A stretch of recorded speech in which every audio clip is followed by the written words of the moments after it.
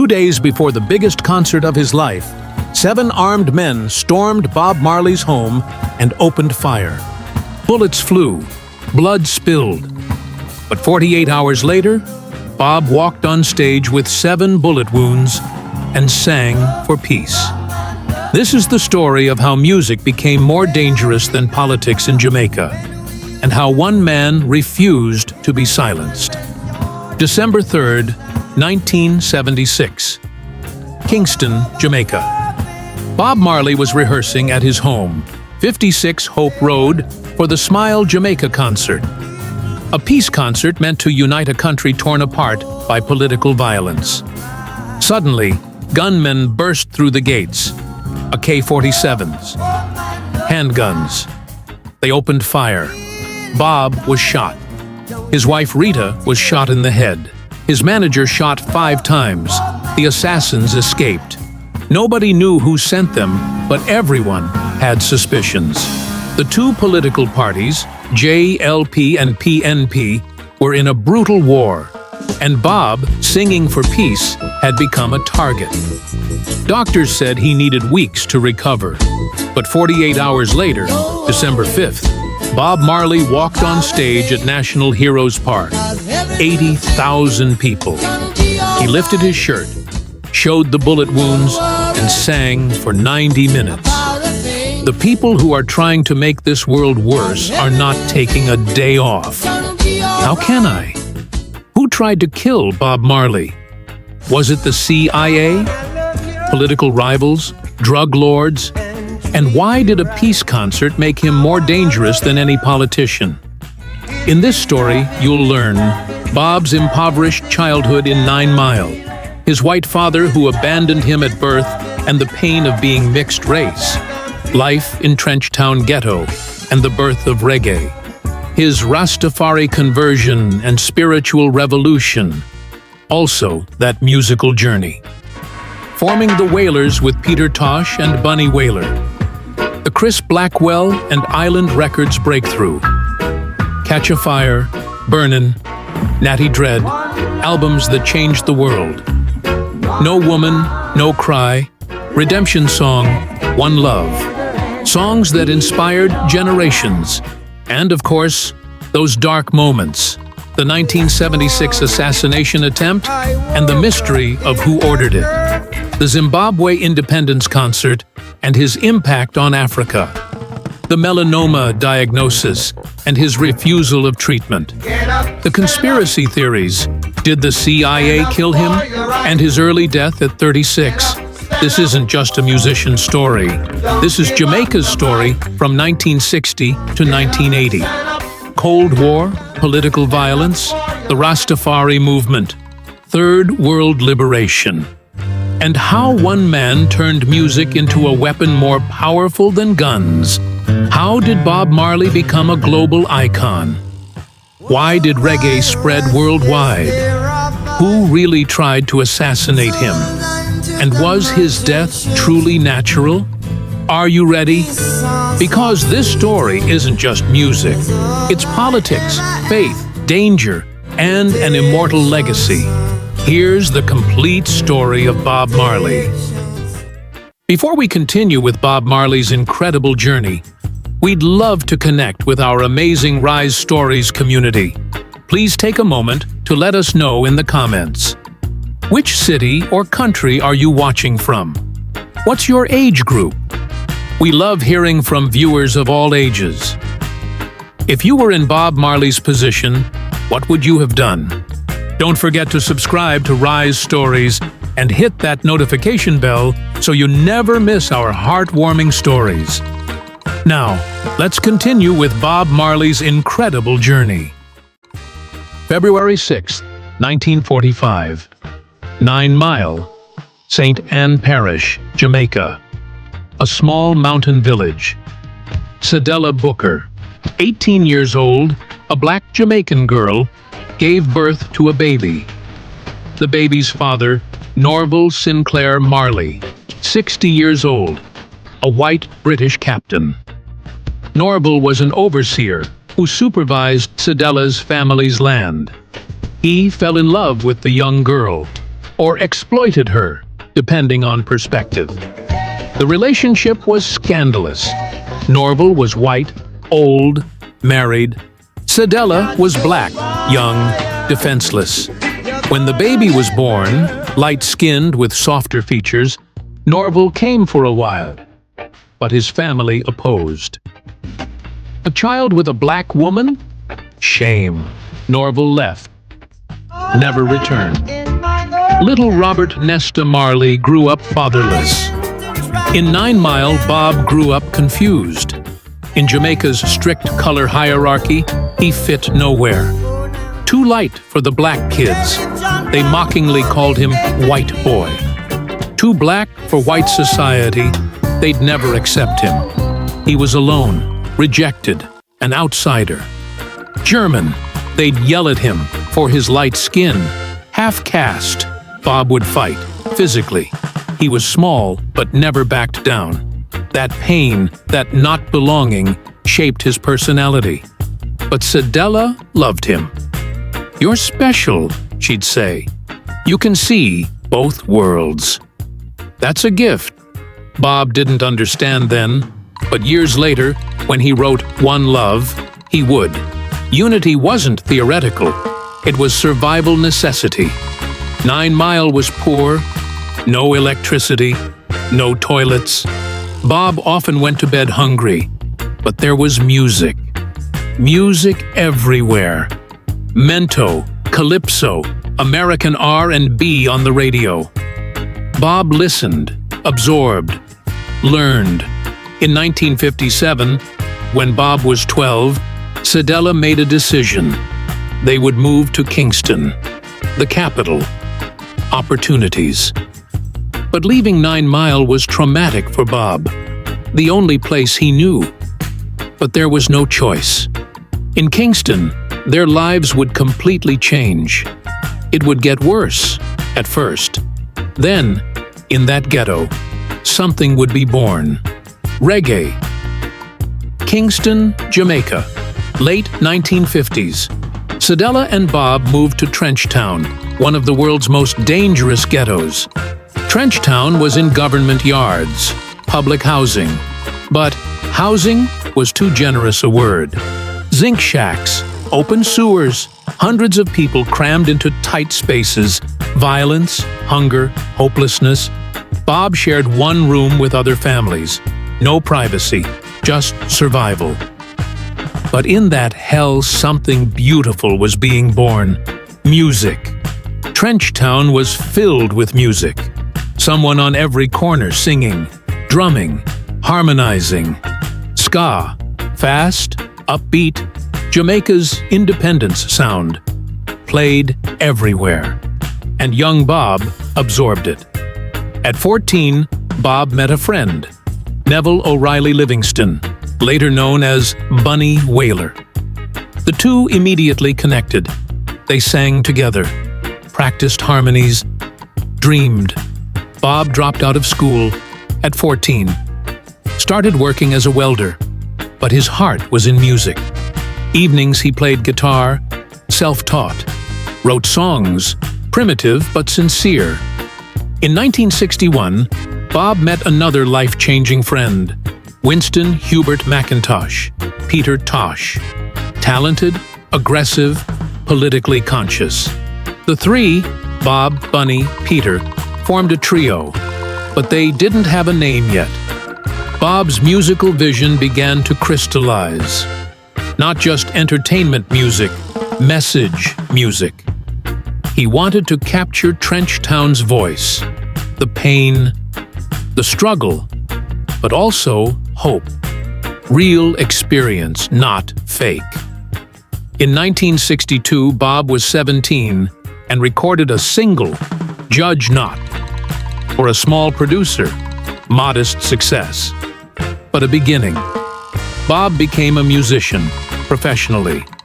But the big breakthrough hadn't come yet, because Bob still had something to find. His spiritual purpose. 1966. A turning point year for Bob Marley. Two things happened. He got married and found Rastafari. First, marriage. Rita Anderson, beautiful, talented singer from Trenchtown. Bob was in love with her. They married in February 1966. Small ceremony, but important, because Rita would play a crucial role in Bob's spiritual journey. Second, and more importantly, Rastafari. April 1966. Haile Selassie. Why? Emperor of Ethiopia, visited Jamaica. According to the Rastafari movement, Selassie was God incarnate, Jah. His visit was a messianic event. Bob was at the airport, among 100,000 people. Selassie descended from the plane. The crowd went wild. Rastas cried, prayed, fainted. Bob felt that energy, like electricity. Something changed inside him. An awakening. Shortly after, Bob met Mortimer Plano, Rastafari elder, intellectual, spiritual guide. Plano taught Bob, Haile Selassie is Jah, living God. Africa is the motherland. Repatriation is sacred goal. Ganja is holy herb, sacrament, not sin. Dreadlocks are the lion's mane, Lion of Judah. Babylon system, oppressive Western system, must be rejected. Ital living, natural, no meat, no alcohol. Pure Bob absorbed everything. This wasn't just religion, it was revolution. Black consciousness, anti-colonization, spiritual liberation. Bob stopped cutting his hair. Locks grew. Dreadlocks, symbol of the lion's mane. He stopped eating meat, Ital diet, started smoking ganja, religiously, not recreation, as sacrament. And his music transformed. Before, love songs.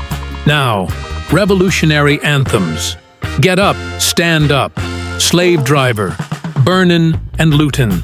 Not just songs, manifestos. The Wailers, Bob, Peter, Bunny, were no longer just a music group. They became Rastafari ambassadors. And this frightened the Jamaican government. 1963. Bob, Bunny, and Peter officially formed the group, the Wailers. The name meant those who cry. They would express the ghetto's pain. The first years were a struggle. They recorded in tiny studios, sold singles for pennies, slept on floors. But there was authenticity. When Bob sang about pain, he knew it. When he sang about oppression, he lived it. Coxsone Dodd, legendary Jamaican producer, signed the Wailers. They recorded at Studio One, dozens of singles. Simmer Down, first big hit. 1964, #1 on Jamaican charts. But no money. Dodd exploited them. Typical music industry exploitation. Peter was angry, always. "They're exploiting us," he'd yell. Bunny was patient, but felt the same frustration. Bob was diplomatic, but suffering inside. They worked so hard, earned nothing. In 1966, Bob went to America, Delaware. His mother was there. She'd remarried. Bob worked in a factory, Chrysler assembly line, saved money. But he missed music. 8 months later, he returned to Jamaica. 1967 to 1971. The Wailers worked with different producers. Lee Scratch Perry, genius eccentric. Perry refined their sound. More roots, heavier, more revolutionary. But again, no money, just art. By 1971, the Wailers were frustrated. They were talented, hard-working, but still local. Where was the international breakthrough? And then, a man came. A man who would change their lives. Chris Blackwell. 1972. Chris Blackwell, founder of Island Records, heard Bob Marley. Blackwell was Jamaican, white but raised in Jamaica. He understood reggae, And he saw something in Bob: global potential. Blackwell made the Wailers an offer: £4,000 advance and full creative control. This was unprecedented. Jamaican artists were always exploited, but Blackwell respected them. Bob, Peter, Bunny accepted. And in 1973, they recorded their first international album, Catch a Fire. This wasn't just an album, it was a statement. Production quality was high, Western standards, but the sound was authentic, pure reggae. Themes revolutionary: slavery, oppression, liberation. And Bob's voice, rough but soulful, impossible to ignore. Catch a Fire was modestly successful, critically acclaimed, commercially moderate. But it laid a foundation. The world began hearing Bob Marley. In 1973 came the second album, Burnin'. More political, more aggressive. Get Up, Stand Up, I Shot the Sheriff, Burnin' and Lootin', anthems. I Shot the Sheriff. Eric Clapton covered it. In 1974, it became a #1 hit in America. Suddenly, the world knew Bob. Clapton's version charted, but songwriter credits belonged to Bob. Money started coming. Recognition started coming. But tensions grew within the Wailers. Peter and Bunny didn't want international touring. Rastafari beliefs. They wanted to stay away from the Babylon system. But Bob wanted to see the world, to spread the message. In 1974, Peter and Bunny left. The Wailers ended as a trio. Bob was devastated, but continued. He formed a new backing band, the Wailers, but different members. And Bob became a solo artist, technically. In 1974, Natty Dread was released. First album without Peter and Bunny. And it was a masterpiece. No Woman, No Cry, Them Belly Full, Revolution. Bob's vision purely expressed. No Woman, No Cry, the live version, became a global hit. That song captured everything: Trenchtown's pain, hope, resilience. Everything's Gonna Be All Right became a mantra for millions. Bob Marley was no longer a Jamaican star. He was becoming a global phenomenon. But with that came danger. Mid-1970s, Jamaica was in chaos. Two political parties, Jamaica Labour Party, JLP, and People's National Party, PNP, were in a brutal war. PNP, led by Michael Manley, was implementing socialist policies. Relations with Cuba. The CIA was alarmed. JLP, led by Edward Seaga, was more conservative, America-aligned. The two parties competed not just in ideology, but in physical violence. Gang wars in Kingston. Each party used armed militias. Shootings every day. Hundreds killed. Kingston's ghettos became a war zone. Bob Marley was in the middle, physically and figuratively. He came from Trenchtown, a PNP stronghold, but his music transcended political parties. He sang One Love, a unity message. But in Jamaica, unity seemed impossible. 1976, Michael Manley, PNP Prime Minister, called early elections. Tension maxed out. Violence increased. Gangs escalated. And then, a surprising announcement. Smile Jamaica Concert, free peace concert. Bob Marley would perform. December 5th, 1976, National Heroes Park. Purpose? Unity. Music above politics. Bob was initially reluctant. "I'm not a politician," he said, but ultimately agreed. The peace message aligned with Rastafari values. Maybe music could silence the guns. But some saw the concert as a political maneuver. Manley was exploiting Bob for election advantage. The opposition was angry. "Bob is doing propaganda for PNP." Bob denied it. "I'm not taking sides. I'm singing for peace." But in Jamaica, peace was political, and Bob became a target. December 3rd, 1976. 2 days before the concert, Bob was rehearsing at home, 56 Hope Road. Rita, manager Don Taylor, band members were there. Around 9 p.m., suddenly, gunshots.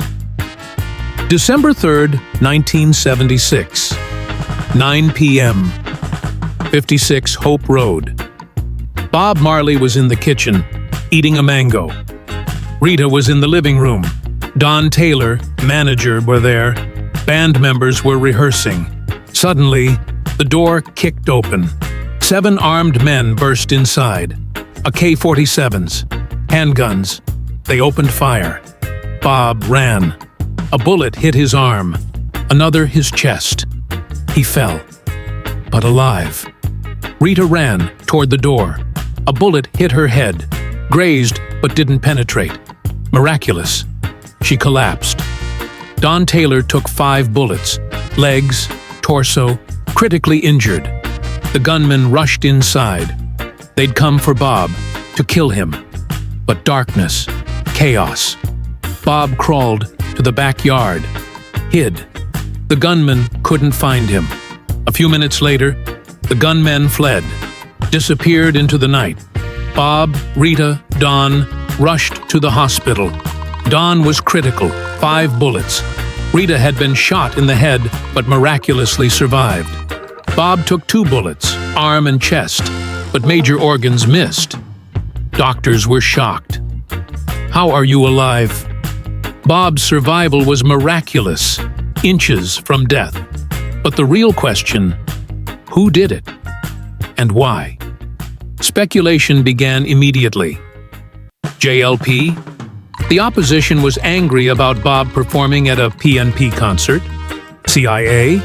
Bob's leftist sympathies concerned them. Drug lords? Bob was disturbing their operations. Random violence? Common in Jamaica.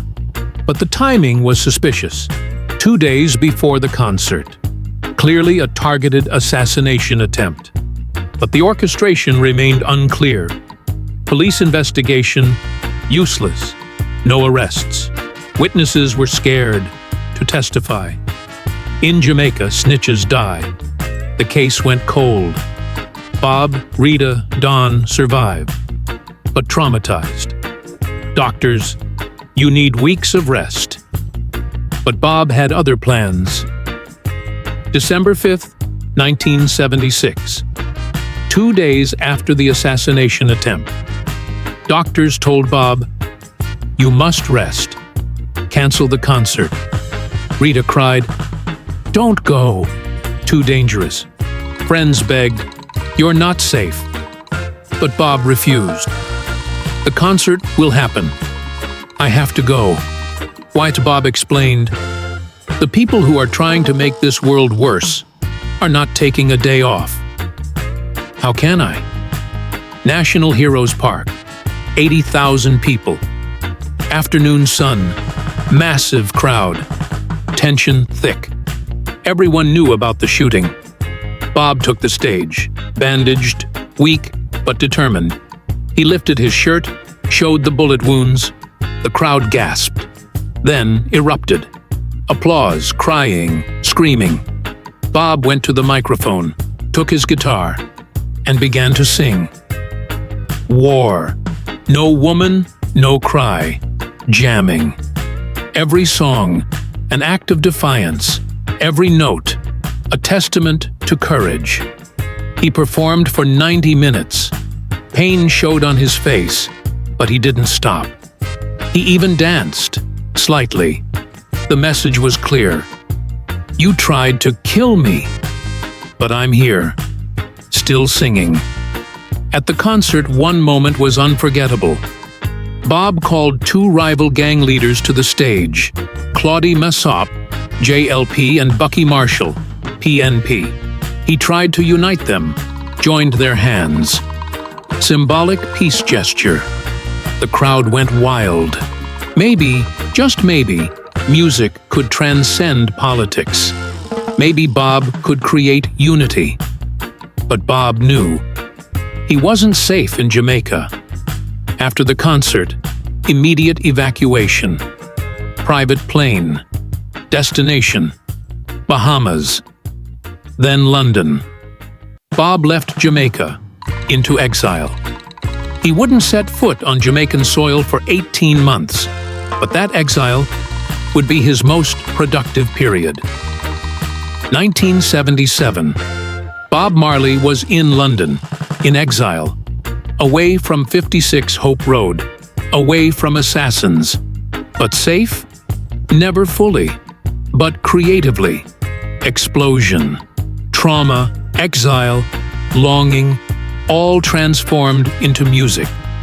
The Exodus album was recorded, Island Studios, London, and it became a masterpiece. Rolling Stone magazine later rated it Album of the Century. The track list was legendary. Natural mystic, eerie, prophetic. So much things to say. Persecution and resilience. Guiltiness, moral accountability. Exodus, movement, liberation, repatriation. Jamming, unity, joy despite pain. Waiting in vain, heartbreak, vulnerability. Three Little Birds, anthem of hope. Every little thing gonna be all right.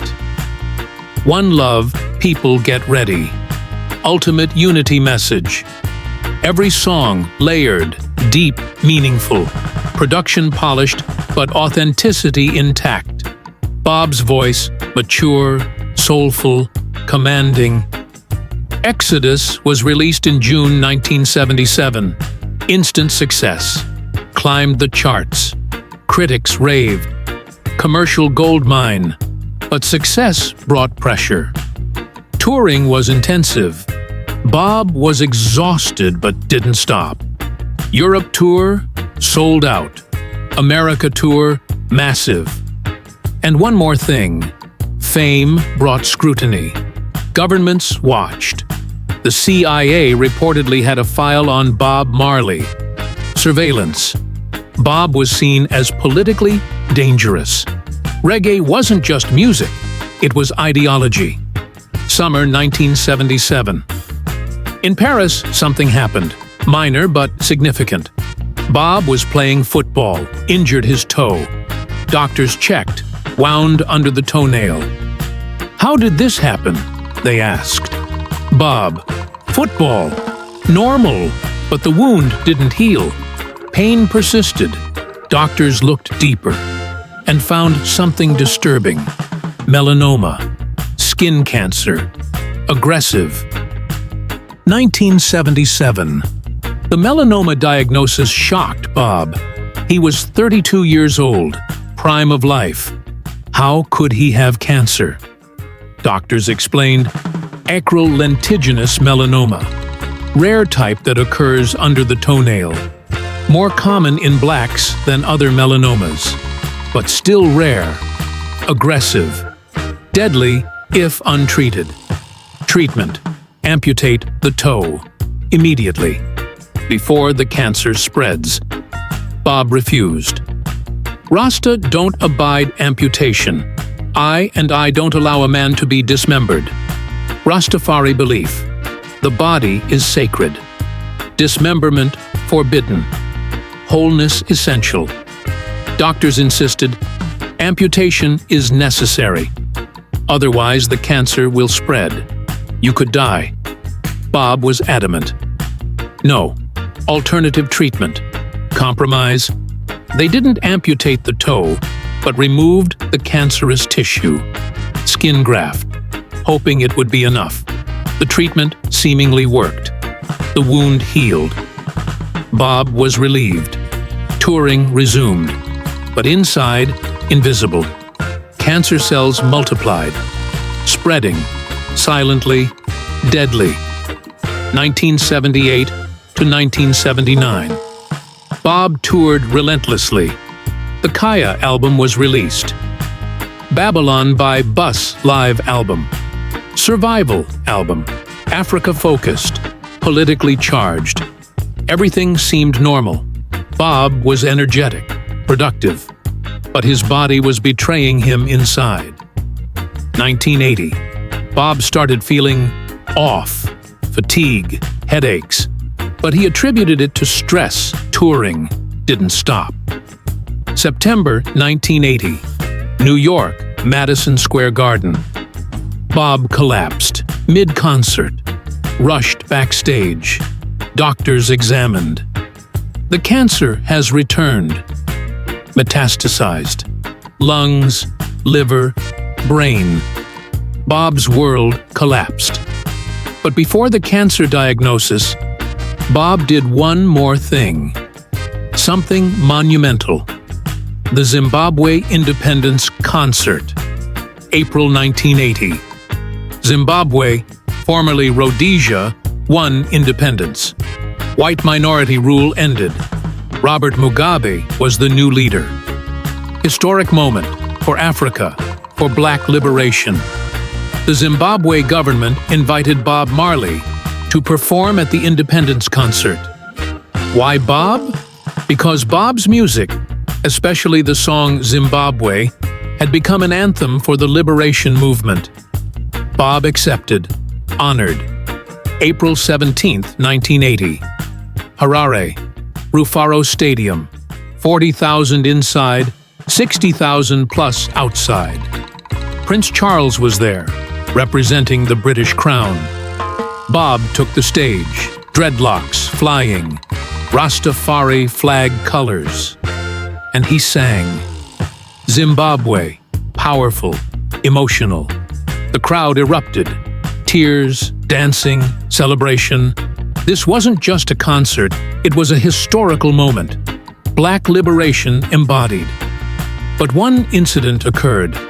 Police used tear gas for crowd control. Gas reached the stage. Bob and the band coughed, teared, but didn't stop. Kept singing. The incident was minor but symbolic. Even in victory, struggle continues. Even in independence, oppression tactics linger. Bob's music, the soundtrack to that struggle. The Zimbabwe concert was Bob's last great triumph. He performed in Africa, the motherland, contributed to the liberation movement. But his body was already betraying him. A few months later, he collapsed in New York. Cancer diagnosis. And everything changed. September 1980. After the Madison Square Garden collapse, doctors told Bob the truth. Cancer is everywhere. Lungs, liver, brain, stage 4. Terminal. Bob's reaction: shock, denial, then determination. How much time? He asked. Months, maybe a year. With treatment, a bit more. Bob didn't accept. Just sitting and dying. One more tour. One more album. The Uprising album had been released in June 1980, before the cancer spread. Last studio album, and prophetic. Redemption Song, the album's final track. Acoustic, just Bob and his guitar. Haunting lyrics. Emancipate yourselves from mental slavery. None but ourselves can free our minds. As if Bob knew, this was his final message. Spiritual testament. Physical freedom isn't enough. Mental emancipation is necessary. The tour continued September 1980. America. Bob was visibly losing weight. Performance suffering. But he refused to cancel. September 21st, 1980. Pittsburgh, Stanley Theater. Bob took the stage, weak, struggling. While singing, he suddenly collapsed. On stage. Fell, rushed backstage. This time, undeniable. Tour canceled. Treatment urgent. Bob went to New York. Sloan Kettering Cancer Center. Standard treatment. Chemotherapy. Radiation. But too late. Cancer too advanced. Doctors, months left. At most. Bob was desperate. Standard Western medicine had failed. He needed to try something else. November 1980. Bob went to Joseph ISSELS' clinic, Bavaria, Germany. ISSELS was a controversial but innovative doctor. Holistic cancer treatment, diet, detox, immune system boost. Many considered ISSELS a charlatan, but desperate people seek desperate measures. Bob was willing to try anything. The ISSELS clinic was harsh. Strict diet, no sugar, no meat, minimal food, detox regimes, vitamin injections, unconventional methods. Bob suffered. His weight dropped dramatically. Dreadlocks began falling out. Chemotherapy side effect. Body deteriorating. Rita visited. The children came. Friends came. Everyone was shocked, seeing Bob's state. The legend, the icon, now dying. But Bob fought. Every day. "I will survive," he said. "Yah will protect me." Months passed. Winter. Harsh German winter. Bob was isolated, suffering, weakening. May 1981. The ISSELS treatment failed. Cancer was winning. Bob could barely walk. Doctor's final verdict, days left. Maybe weeks. Bob made a decision. "I want to go home. Jamaica. I want to die in 9 Mile, where I was born." Flight arranged. To Miami, then to Jamaica. But when he reached Miami, too weak. Doctors. "Cannot travel. Must stay here." Cedars of Lebanon Hospital, Miami. Bob admitted. The final day had come. May 11th, 1981. Cedars of Lebanon Hospital, Miami, Florida. Bob Marley was in the hospital bed, emaciated, dreadlocks thin, breathing labored. Family surrounding: Rita, children Ziggy, Cedella, Stephen, Damien Baby, others. Cedella Booker, mother, was there, crying. Bob was barely conscious, but there were moments of clarity. His final words, reportedly to Ziggy: "Money can't buy life." Profound, simple, true. That morning, 11:36 a.m. Bob Marley took his last breath. He was 36 years old. The world stopped. News broke. Bob Marley has died. Shockwaves global. Jamaica. National mourning. The government declared Bob a national hero. Flags at half-mast. Newspapers worldwide. Reggae King dies. Bob Marley, 36, dead. Tributes poured in. Musicians, politicians, activists, everyone mourned. Bob wasn't just a musician. He was a cultural force, spiritual leader, revolutionary icon. The body flew to Jamaica, home, lying in state, National Arena, Kingston. For 24 hours, people filed past, thousands, crying, praying, singing Bob's songs. The funeral was May 21st, 1981. National Heroes Park, same place the Smile Jamaica concert had been. Ironic symmetry. The ceremony mixed Rastafari and state protocol, readings from Haile Selassie's Bible, reggae music, politicians' speeches. Rita and the children tearful. In Bob's coffin, full dreadlocks. On his body, Gibson Les Paul guitar, Bible, ganja bud. Rastafari tradition. Items needed for the journey after death. The casket was taken to 9 Mile, where Bob was born. Buried there, family mausoleum, full circle. Life ended where it began, but the legacy began everywhere. Bob Marley's death was officially from melanoma cancer, but questions persisted. Too coincidental, too convenient. Conspiracy theory number 1. CIA assassination suggested evidence. Bob was politically dangerous. Socialist sympathies, anti-imperialism, CIA history, assassinating leftist leaders, Lumumba, Allende.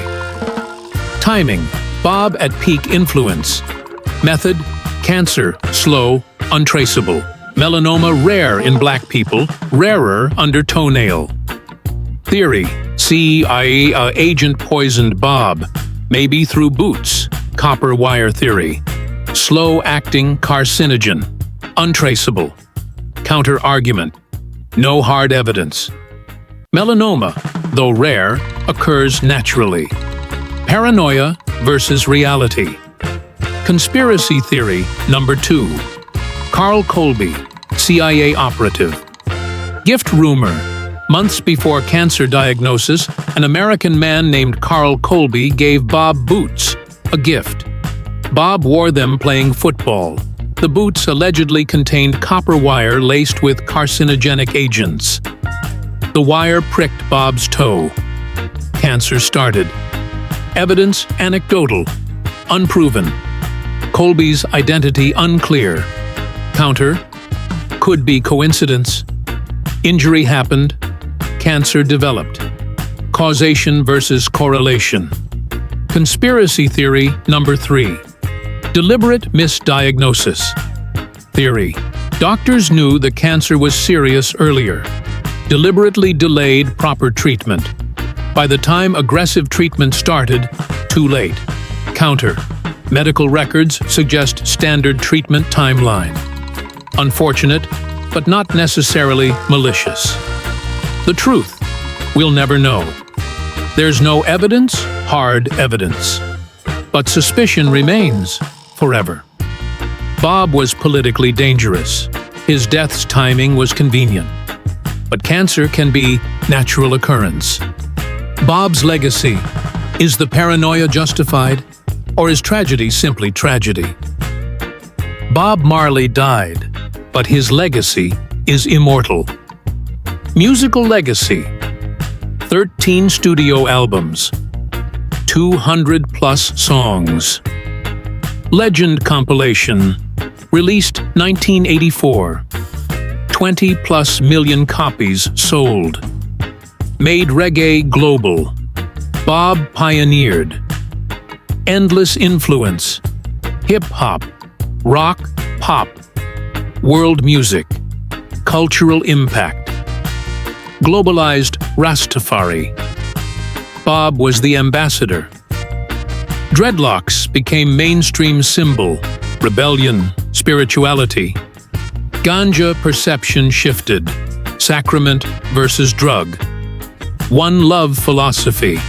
Universal peace message. Political impact. Soundtrack for liberation movements. Zimbabwe, South Africa, everywhere.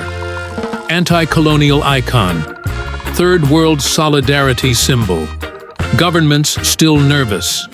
Bob's message is revolutionary family legacy. 11 children, officially recognized, possibly more. Ziggy Marley, successful artist, multiple Grammys. Damian Marley, Junior Gong, Grammy winner. Stephen Marley, producer, artist. Cedella Marley, fashion, writing. Bob Marley, Mausoleum, 9 Mile, pilgrimage site, commercial empire. Marley brand, worth $1+ billion. House of Marley, audio equipment. Marley, natural, cannabis products. Marley coffee, licensing everywhere. Numbers, 75+ million albums sold worldwide, post-death. Spotify, billions of streams. One love, universally recognized. Every generation rediscovers Bob Marley's greatest legacy isn't just music. It's the message, One Love. One Love was first written in 1965, combined with Curtis Mayfield's People Get Ready. But in 1977, it was re-recorded for the Exodus album, definitive version. The lyrics are simple but profound. One love, one heart, let's get together and feel all right. Universal appeal. Every religion, every culture, every ideology can relate. Unity message transcends boundaries. Why is it so powerful? 1. Simplicity. No complex theology. Just love. Unity. Together. 2. Authenticity. Bob lived it. Mixed race, oppressed, struggled. Unity was personal necessity. 3. Timing. 1970s, Cold War, racial tensions, political violence. One love was the antidote. 4. Universality. Not specific religion, not specific ideology. Human commonality. One love became an anthem for peace movements, anti-apartheid, South Africa, Nelson Mandela celebrations, Olympics, disaster relief concerts. Every unity event. The UN recognized Bob's birthday, February 6th, unofficial, symbol of peace. Bob Marley proved, music is more powerful than politics. Music crosses boundaries. Music changes hearts. Bob Marley made Rastafari global. Before, a small movement in Jamaica. After, worldwide phenomenon, pre-Bob Rastafari. Marginalized in Jamaica. Seen as cult, dangerous, persecution, police harassment, social discrimination.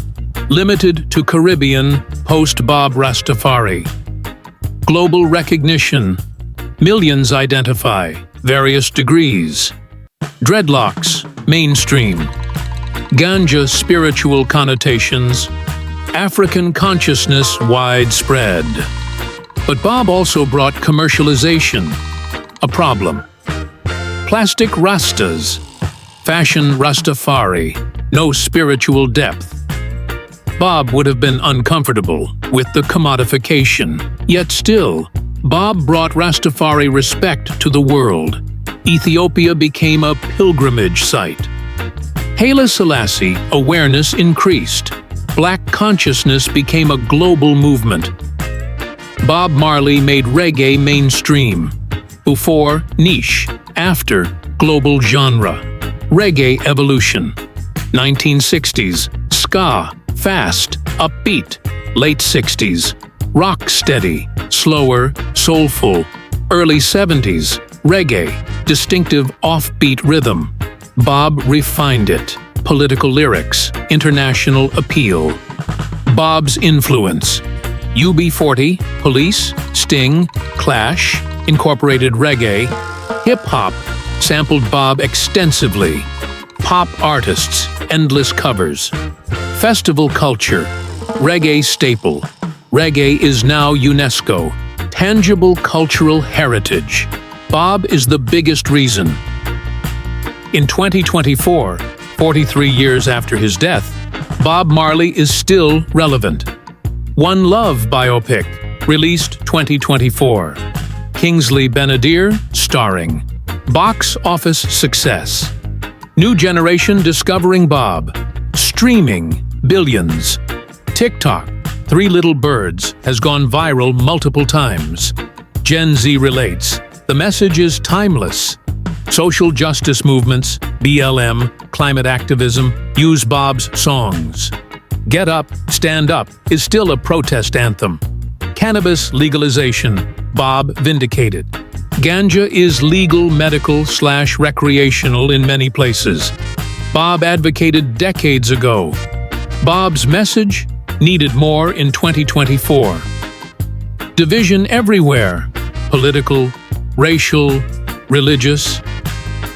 One Love is the antidote. Climate crisis. Bob was environmental conscious early. Mental health. Bob's vulnerability, authenticity is a model. Bob Marley decades after his death. Questions unanswered. 1. Who tried to assassinate Bob in 1976? No arrests, no convictions, only speculation. Truth buried. 2. Did the cancer occur naturally or was it induced? Medical records suggest natural, but CIA involvement rumors persist. No proof, but suspicion is valid. 3. How many children did he really have? Officially 11, but rumors of more, unacknowledged. DNA tests ongoing occasionally. 4. Was the financial estate fairly distributed? Years of legal battles, family disputes, millions at stake. Messy. 5. Were Bob's final wishes fulfilled? He wanted to die in 9 Mile, died in Miami, buried in 9 Mile. Partial fulfillment. Some stories can't be fully told. Some truths are lost, and some legends live forever with mystery. What can you learn from Bob Marley's story? 1. Pain can be transformed. Bob was rejected, abused, shot, but he transformed pain into power. Mixed race identity, a disadvantage, became an advantage. One love was born from personal pain. For you, don't waste pain, give it meaning, transform it, create purpose. 2. Message matters. Bob didn't just sing, he delivered a message. Every song had purpose. Get up, stand up. A call to action. Redemption song. Mental freedom. For you, what are you saying to the world? What's your voice? What's your authentic message? Find it. Share it. 3. Courage under fire. Bob was shot. 48 hours later, he performed. Cancer diagnosis, toured anyway. Threats didn't stop. For you, obstacles will come. Fear is natural, but courage is continuing despite fear. Bob proved bravery isn't invincibility, it's action despite fear. 4. Unity over division. Bob was mixed race, knew both worlds. One love wasn't theoretical, it was lived experience. Unity message was powerful because it was authentic. For you, division is easy. Unity is hard, but necessary. Build bridges, not walls. 5. But embrace imperfection. Bob wasn't perfect. Multiple women, multiple children, complicated relationships. A flawed human. Lesson: don't expect perfection from yourself or others. Greatness can coexist with flaws. Bob proved imperfect people can change the world. 6. Legacy requires intention. Bob deliberately crafted his message. Songs had purpose. Actions aligned with values. Deliberate legacy building. For you, legacy isn't an accident, it's a choice. What do you want to be remembered for? Start now. Building it. 7. Time is limited. Use it wisely. Bob died at 36. Short life. But eternal impact. Quality over quantity. For you, tomorrow isn't guaranteed. What are you doing today? Don't waste time. Create. Love. Contribute. Bob Marley went from ghetto to global icon. Survived bullets. Succumbed to cancer.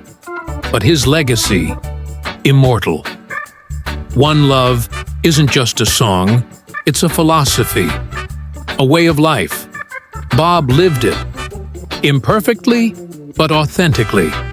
Now, let me ask you, what is your love? What's your unity message? And how are you sharing it with the world? Bob Marley proved, one person can make a difference. One song can change the world. One love can unite millions. The physical body was gone in 1981, but the spirit, in every note, in every dreadlock, in every peace gesture, lives on. The assassination attempt couldn't silence him. Cancer couldn't stop him. And death couldn't end him. Because Bob Marley wasn't just a legend, he was a movement. And movements don't die. Emancipate yourselves from mental slavery. None but ourselves can free our minds. This is Bob's final gift, a call to action. Break mental chains. Find freedom. Create unity. Sometimes the most powerful voices are silenced too soon, but their echoes never fade. Sometimes one love is enough. One voice is enough. One man is enough. Bob Marley proved you don't need a long life to create eternal change. You just need to burn bright enough that people still see the light years after you're gone. From 9 Mile to the world, from rejection to revolution, from bullets to immortality. That's not just a story. That's prophecy fulfilled. Rest in power, Robert Nesta Marley. The Tough Gong. The King of Reggae. The Prophet of One Love.